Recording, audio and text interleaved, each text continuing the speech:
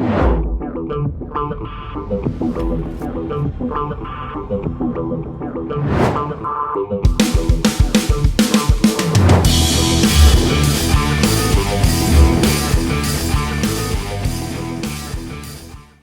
what is happening, my fearless networking friends? Todd Falcone here on a chilly afternoon here in Central Oregon, but wanted to talk to you a little bit today about the difference between interviewing somebody and just simply pitching them your network marketing program. So what I see a lot of people doing is just kind of throwing it out there, putting them in front of a page and keeping their fingers crossed that the person's going to respond favorably. And while we want to be promotional and we want to make our opportunities, our products look as good as we possibly can, what I see a lot of people doing is being more in pitch mode rather than in problem solving mode, which would involve you interviewing someone to discover, to uncover, to find out what the things that they might be looking for, to even just determine are they the right candidate for what it is that you're looking for. So, think about it for a second. Like if you were going to, if you ran a company and you were looking to fill a key position in that company, and I'm not talking network marketing. Let's say you had some company that you owned and you needed a VP of marketing and you needed a CFO and you needed a director of sales and you needed a customer service manager. How would that process work? Well, in typical corporate America, you would have applications and resumes coming in, and you would bid out the job or put some kind of an ad out for the job. Maybe you do it internally, but you wouldn't just simply hire the very first person that came over with an application, said, I want the job. You would determine, well, is this person qualified? Do they fit our company's culture? Are they a good match? Is this somebody that vibes with the tribe, if you will? And you would determine who you were going to hire based on an interviewing process, or probably in larger, like those types of positions, multiple interviews from different people in the company, which we don't do in network marketing necessarily. But there would definitely be an interview process where you get to know the person, find out a little bit about their background, why they feel that they're qualified for this specific job, why they want to take this position, why this company would be a good match for them, whatever those questions might be. And then here we are in network marketing. I understand it's a volunteer sport and it's a volunteer opportunity, but a lot of times I think people are trying to be too promotional and pitch their program to try to get somebody in, to get them excited to come in. And I'm not saying we don't do things to, provide enough information so that people see the opportunity, but why not take a step back and instead of just pitching your deal to anybody that's willing to listen, actually just have a conversation with the person and find out, what it is that they're looking for and whether or not they may make a good match for your team. When I first started in network marketing, honestly, I'd have taken anybody that would have signed up. In fact, I remember hearing the phrase, who's your prospect? Well, take a mirror out in the marketplace and shove a mirror up underneath their nose, and if it fogs up, they're it. And while they may be a prospect, I think it's important for us to discover, like, who is this person and what are they looking for? Are you getting everything out of your life that you want to? What kind of strengths do you bring to the table here? What exactly are you looking for? Where do you want to be a year from now? Where do you want to be 5 years from now in your life? How much time would you have available if this opportunity was everything that you felt it was and that could take you to where it is that you told me you want to go? How much time would you have to devote on a weekly basis to this business, and how much money, for example? So I think, instead of just throwing it out there and, keeping your fingers crossed and hoping that they're going to respond favorably to your company's video message, the presentation, the Zoom that you put them in front of, whatever you might utilize to present your opportunity, I think it's important for you to think about and discover, hey, what am I looking for? Think about it. Put yourself in that position again of being the CEO of a company, because in essence, as an independent distributor, you control your team, you control the culture that you get to create, and you're going to have people that come along that may not be a good match. And there have been times where I've had conversations with people and just said, hey, you know what, John, I don't know that this is a good match for you, and so I'm going to go ahead and let you go. And I think there's some power in you taking a different role rather than keeping your fingers crossed and hoping that just anybody and everybody that you put, just throw it in front of everybody and hope that they're going to respond favorably. Being a problem solver, a solution provider, discovering or uncovering what somebody's desires, goals, needs are, what they feel that they can bring to the table to the team is a very different position than what most people do in network marketing. I remember when I first started network marketing 30 years ago, we would sit down with people and we would literally do an interview process. So tell me a little bit about yourself. Like, what's your story? What do you do currently? How long? Wow, that's interesting. How long have you been doing that? What do you like the most about what you do? I love being around people. I'm like, great. Well, is there anything about what you don't like? Or is there anything about what you do that you don't like? Well, I don't like the fact that I got a 2-hour commute. Okay. And I don't like the fact that I'm limited on my income.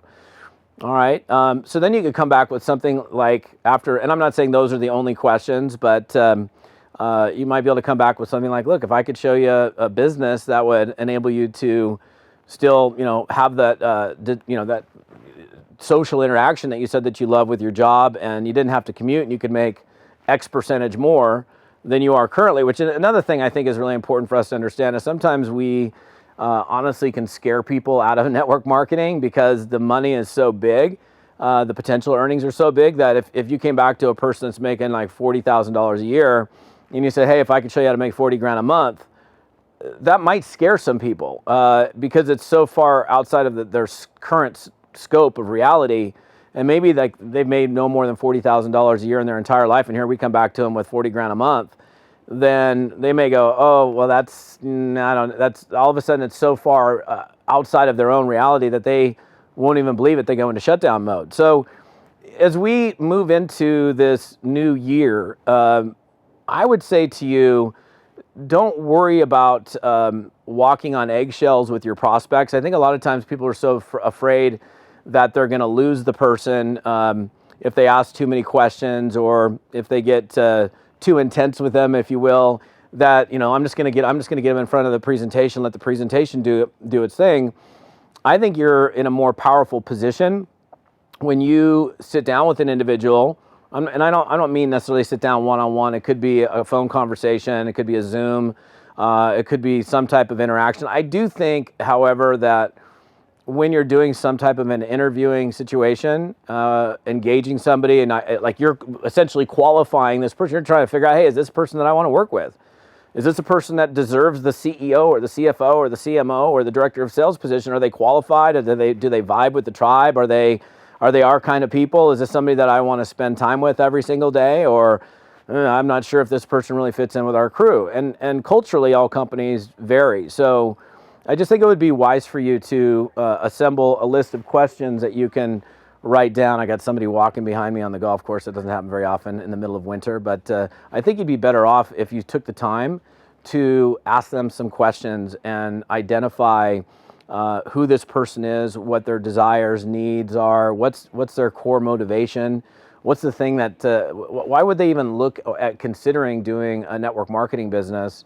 What's their driving factor, like their action motivator? It's like, people use the term their why. Why do you want to do this? Why are you going to spend 10 or 15 hours a week on the side in addition to what you're doing, time away from your family? Like what do you want to accomplish? And why do you want to accomplish that? And find out if this is the right person.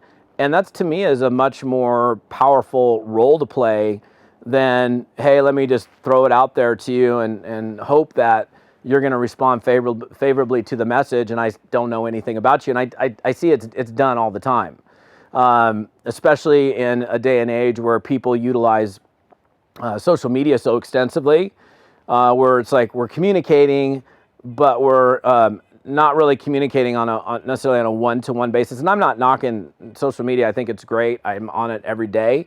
And I communicate with people every single day on social media. But I think when it comes to you, think about it again, going back to the job situation, you're the CEO of a company and you're looking to fill very key vital roles within your corporate structure. And you're not going to just take anyone who throws in an app. You're going to take the most qualified person for the job who has the best all-around match for what it is that you're looking for. But it also involves you knowing exactly who and what you're looking for. So what I would also suggest to you is taking the time to get clear on both your distributor avatar and or your customer avatar. In other words, who is your perfect distributor? Like if you could describe your perfect distributor, what would you describe them as? And start to think about like words that you would use: outgoing, fun, hardworking, honest, ethical, solid communicator, well-connected, great work ethic, whatever those words are. You wouldn't, lazy, always shows up late, constantly making excuses, over-promising and under-delivering. I mean, what are those things that you would look for in a really key partner in your business, and write those down.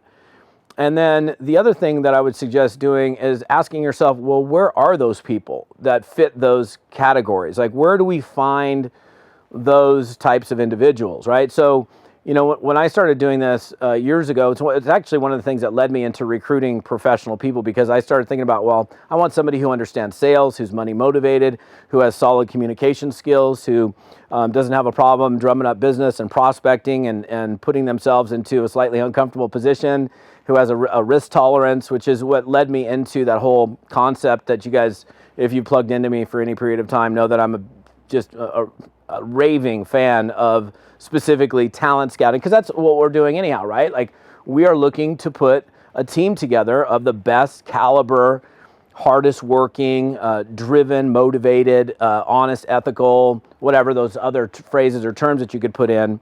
And then once you're clear on what it is that you're looking for, I think the odds of you actually finding it are going to be greater than if you never took the time to actually write down specifically what it is that you might be looking for. And the same thing for customers too. Like, who's your ideal customer? What pains do they have that they're looking to get rid of? Your product or products or services relieve some pain or provide some relief of some kind, right? What is it that you're, like for example, if you're in a wellness company, health, well, that's pretty vague. Specifically, what aspect of health?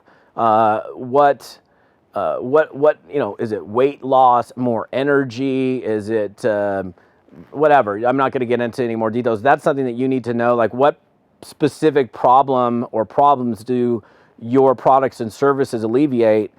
And then same thing with your business. So look, as we go into this new year, again, I would just suggest to you that you take a stronger role in how you're recruiting people. Not that we're hardcore, like drill people with 57 questions before we bring them in, but I think asking them some questions and figuring out, well, hey, are we vibing well together, right? Like, would you want to spend every single day spending time with this person or not? And sometimes we get with somebody and we're like, meh, and look, some of those people are going to end up in your downline in depth, but you get to control who you bring in personally. Those are the people that you're most likely to spend the most time with. So I think it's important that we're a little bit choosy. And that's a very different role than what most people are doing. They're just like, man, I'm hoping somebody will sign up by putting them in front of this webpage and this video, keeping my fingers crossed. Why not be a talent scout? Like, think about it. You're putting an NFL football team together, a Super Bowl winning team. You're not going to just throw out a bunch of players that have never played the game or don't know what football is or are mediocre football players. You're going to try to find the best of the best to put that winning team together, because it's essentially what we're doing in network marketing. So I don't know where you're finding me today. I'm out in my back patio. Well, if you're on podcasts, you're not seeing that, but I've got this crazy hat on. And if you're catching me on YouTube, you can catch the rest of the story. I've got some free downloadable training on the page where this post is. If you go to toddfalcone.com/episode 57, you can find it. If you're listening to me on podcasts as well, you might want to head over there, toddfalcone.com/episode 57, and that's TODD. falcone.com/episode 57. Hope you're having an amazing day and looking forward to having an epic year as we move into this new year. We'll see you on the next video. Have a great day.